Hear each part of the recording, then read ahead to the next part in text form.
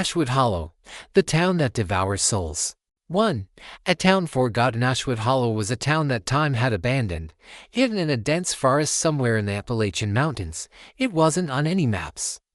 Locals whispered about its eerie past but avoided the details, as if speaking its name too often would summon its shadowy history. Tourists would sometimes stumble upon it, drawn by tales of ghostly apparitions and strange occurrences, but few stayed long. Those who did were never the same. The story began when a group of 5 friends, Rachel, Tom, Amber, Nick, and Lisa, decided to visit the Hollow after hearing rumors about its haunted reputation. They were thrill seekers, frequenting abandoned places for the adrenaline rush and the chance to document their adventures online. Ashwood Hollow seemed like the perfect spot for their next escapade, driving through winding, fog-choked roads. The group finally reached the entrance to the town. The sign, partially obscured by creeping vines, read, "Welcome to Ashwood Hollow. Population 0. That's inviting," Lisa muttered, clutching her jacket tighter as the cold seemed to seep through the car. "It's just for effect," Nick laughed. "Probably someone trying to scare off tourists." But as they stepped out of the car, the stillness of the place was suffocating.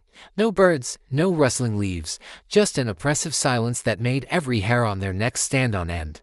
They decided to start filming as they entered the town, their flashlights cutting through the mist. To the house on Sycamore Street, first thing they noticed was that every building seemed untouched and ancient, like they had been abandoned only yesterday but carried centuries of decay. The group gravitated toward the largest structure, a sprawling Victorian mansion at the end of Sycamore Street.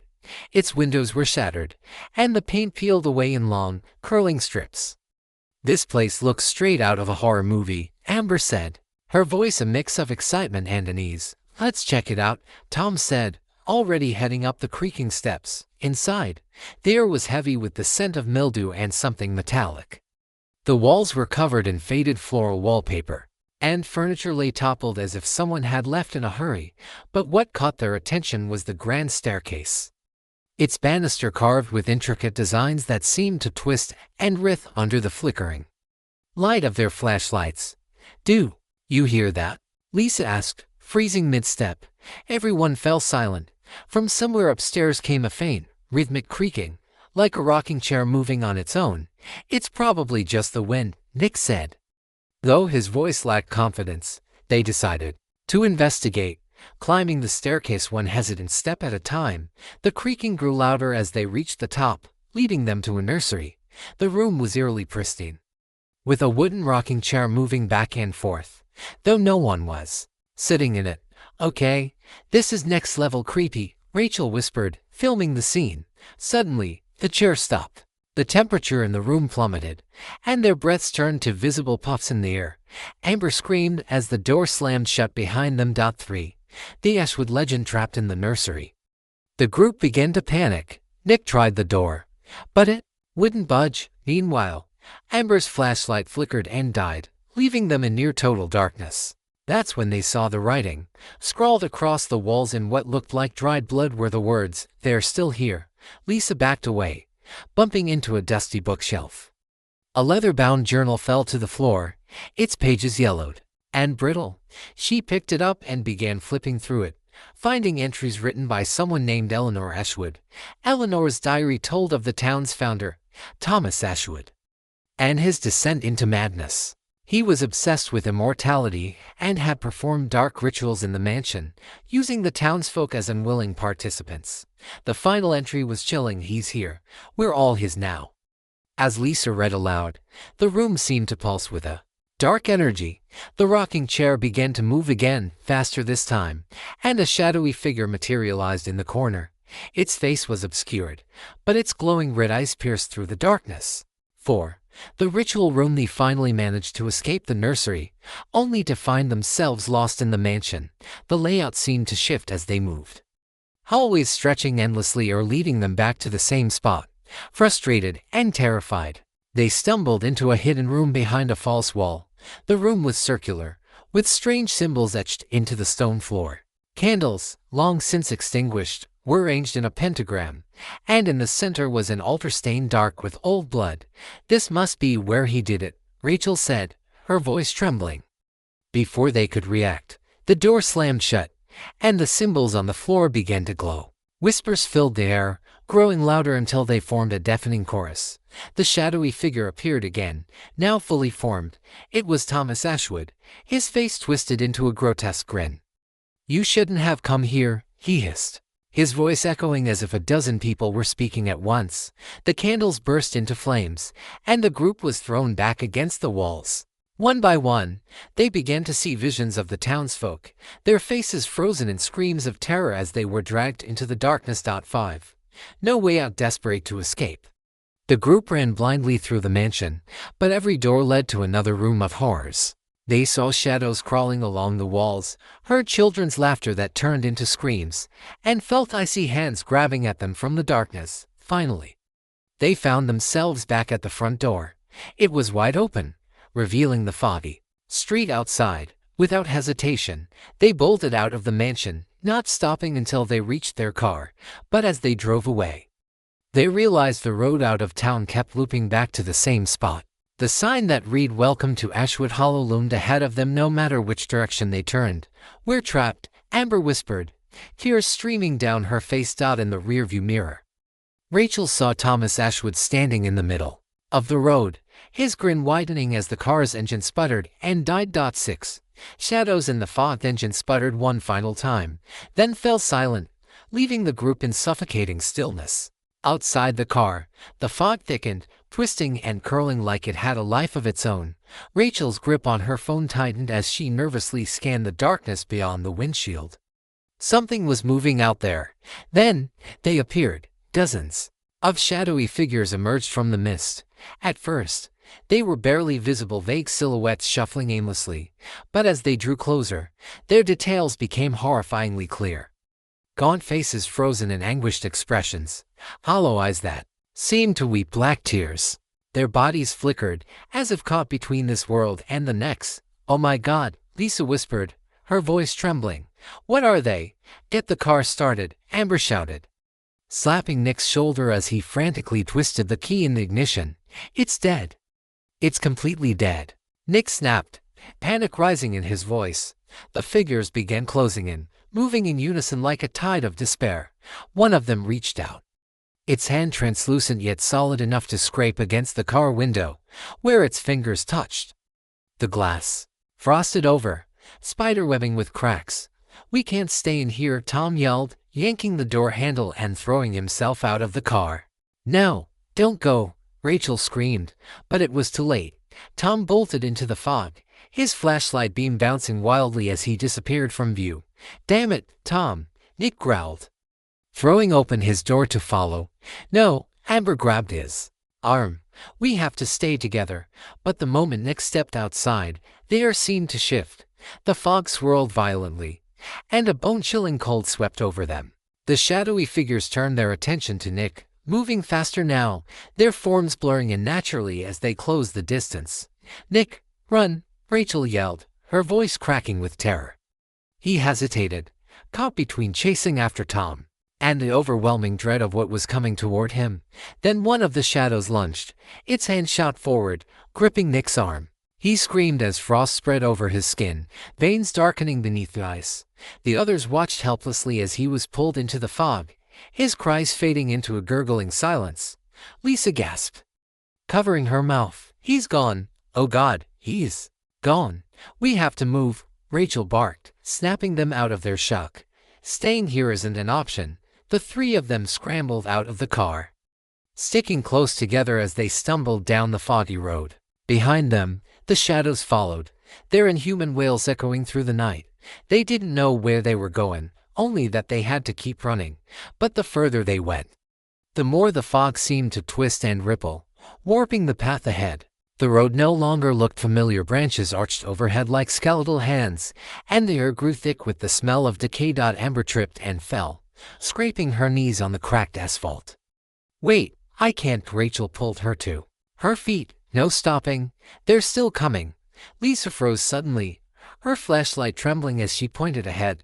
"Look!" Through the haze, the outline of the mansion loomed once more. Somehow, they had run in a complete circle. "No," Amber whispered, No, no, no. We can't go back there. The shadowy figures closed in from behind, their distorted faces now visible in the mist. The group had no choice. They ran toward the mansion's ominous silhouette, praying that whatever waited inside was better than what was hunting them outside. 7. Back into the mansion's door stood ajar as if it had been waiting for them.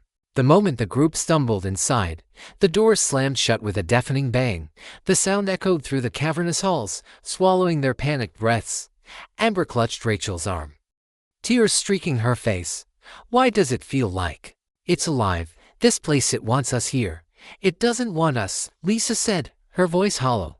It needs us. The hall was dimly lit, the chandeliers flickering like dying stars. The air was thick with the smell of burnt wood and something else, something sickly sweet, like rotting fruit. As they moved further inside, their footsteps echoed unnaturally, as though the walls themselves were mimicking the sound. From deep within the mansion, a low hum began to resonate. It wasn't a sound any of them could explain, more a vibration in their bones, a sinister rhythm that grew louder with every step. It seemed to call to them, pulling them deeper into the labyrinth of hallways. 8. Whispers in the dark hum grew into voices. Faint at first, but soon distinguishable as whispers.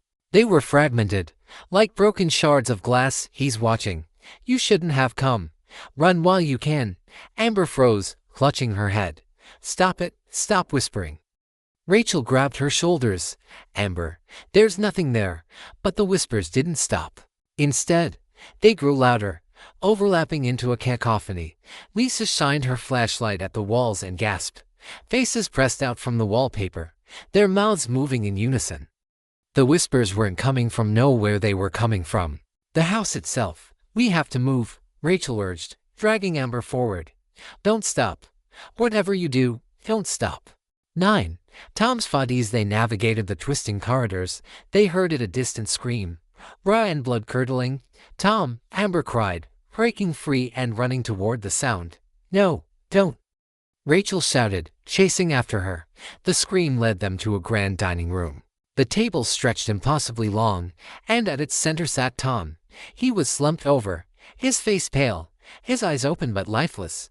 Tom, Amber rushed to him, shaking his shoulders. But as she touched him, his head rolled to the side, revealing deep black veins snaking across his neck. His mouth opened, but instead of words, a horrible, guttural sound escaped. Then, his body began to convulse. Run, Rachel yelled, yanking Amber away.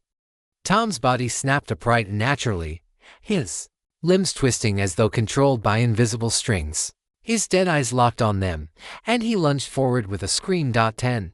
The mirror room. They fled down another hallway, slamming the door behind them.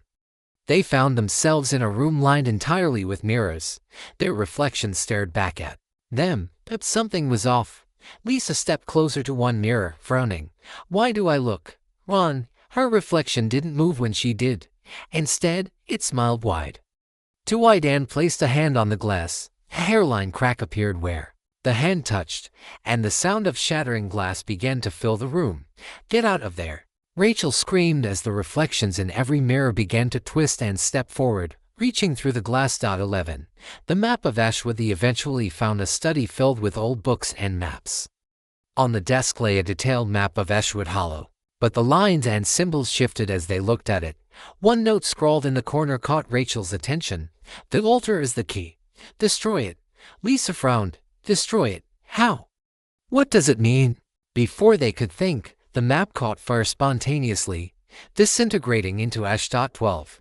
Nick's return. As they left the study, a shadow detached itself from the darkness and moved toward them. It was Nick, or at least, something wearing Nick's face. His expression was blank, his movements jerky. Nick, Amber whispered. He didn't respond.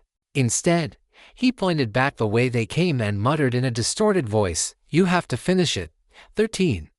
The Hall of Hanch group stumbled into a narrow hallway where hands emerged from the walls, grasping and clawing at them. They pushed through, narrowly avoiding being dragged into the walls themselves. 14. The true face of Ashwood in a grand ballroom. They finally saw it. The source of the house's power. A swirling vortex of shadows pulsated at the center, with the faint outlines of faces screaming within it. It was the essence of Thomas Ashwood, feeding on their fear. 15.